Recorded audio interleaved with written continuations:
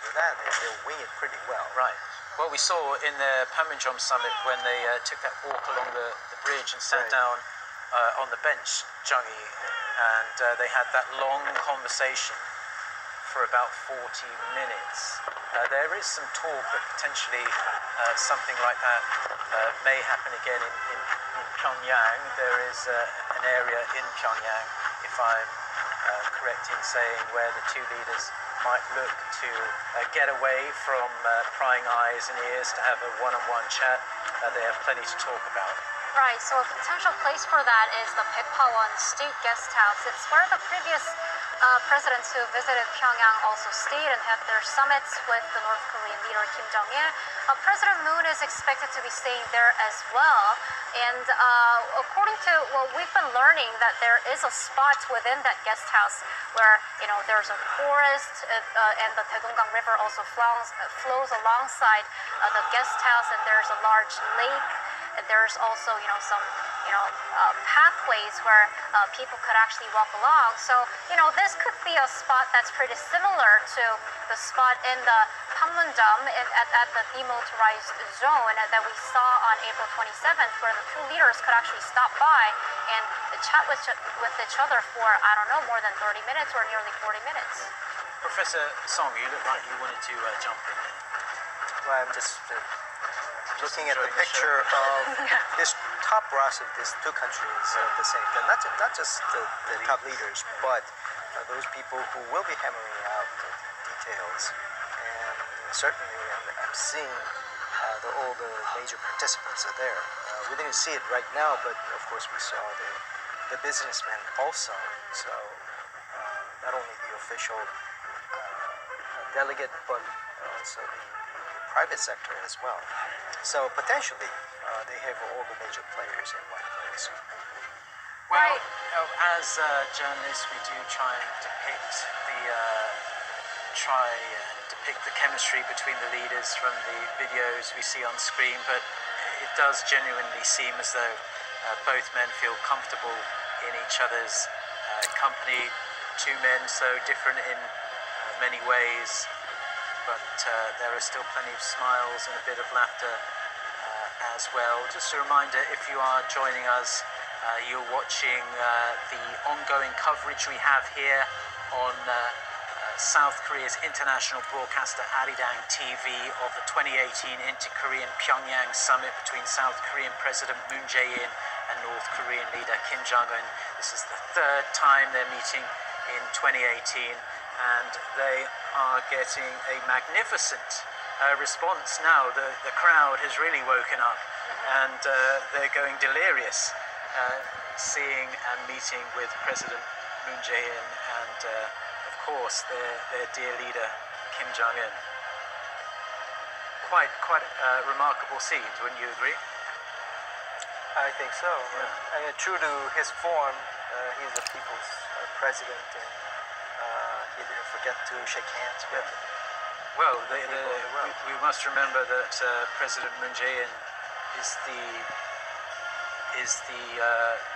the son of North Korean refugees, so he has an affinity for the country and wants to do his best to bring peace to the region after several years of conservative, hardline administrations here in South Korea, where the relations between the two Koreas fell apart quite badly. So, stunning turnaround. Right. No matter what happens in his presidency, this is quite possibly the moment where his greatest legacy is going to be born. Yeah, we're watching perhaps the keystone, the most symbolic moment of his presidency here. This is footage we're watching now that will live on for many, many years to come. It's quite extraordinary.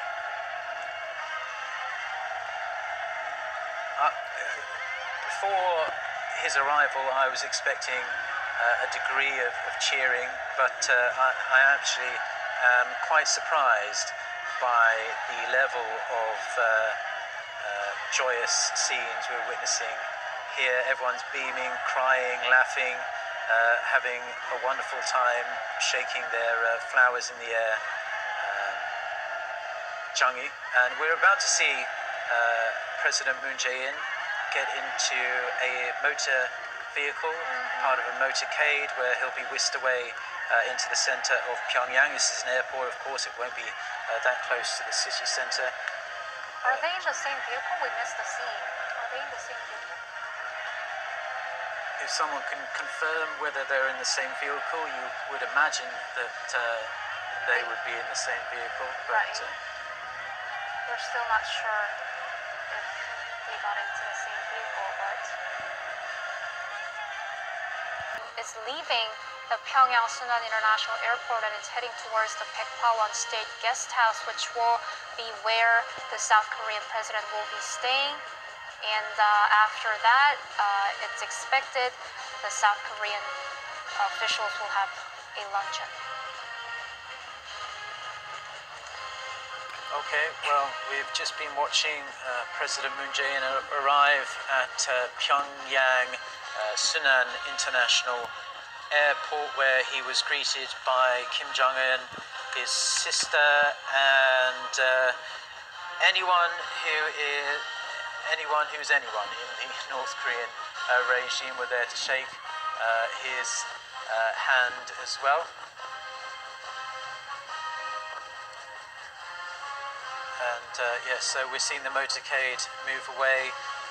We are going to see talks over the next coming days between President Moon and Kim Jong-un. Not only those two, but the ministers and officials, high-level officials from the two Koreas will be locked in talks on various different issues. A lot of diplomacy is going to get done, but a lot of business potentially could get done as well, with the corporate executives traveling with President Moon Jae-in. The head of Samsung Electronics is there.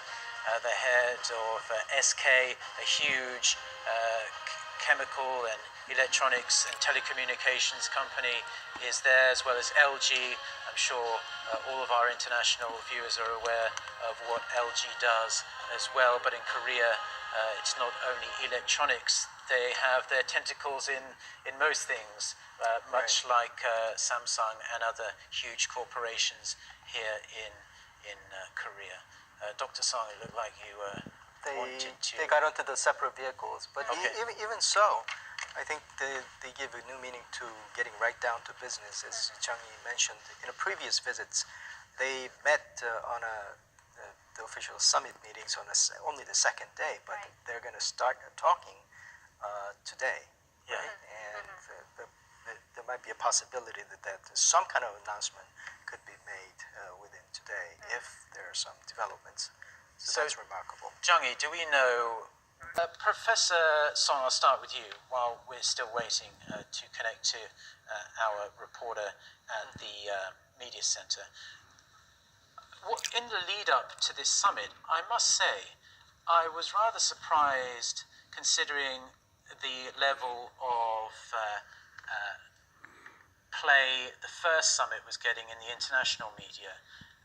How little, by comparison, this summit has gotten, the lead up to this summit has gotten on American and British and just overseas news outlets.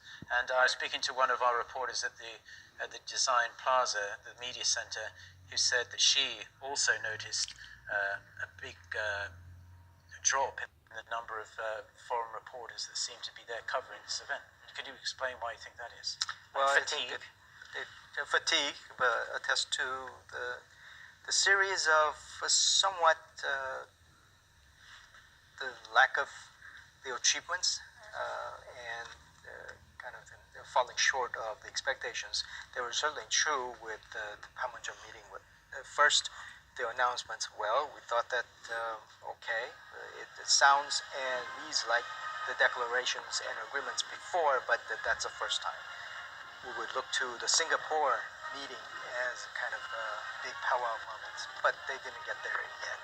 And afterwards, there will be meetings, or the Pompeo's trip was canceled, and all those noises kind of confirmed the people's suspicion that, okay, well, it's very dangerous to have a high hope when it comes to the North Korea dialogues. So I think that kind of guarded skepticism is still there. Yeah. What about you, Jung? Do you feel like when you watch like, oh, it's the same story every day. I mean, the international media too will be feeling this way, and of course, how a lot of people actually look at this inter-Korean summit as to whether it'll be able to provide a critical momentum to North Korean leader Kim Jong-un and U.S. President Trump meeting within this year. So I mean, that is the reason why maybe there's a less attention and interest on this inter-Korean summit, as it's regarded as one of a stepping stone maybe to the next summit between Pyongyang and Washington. Yeah, and I did read on Twitter that a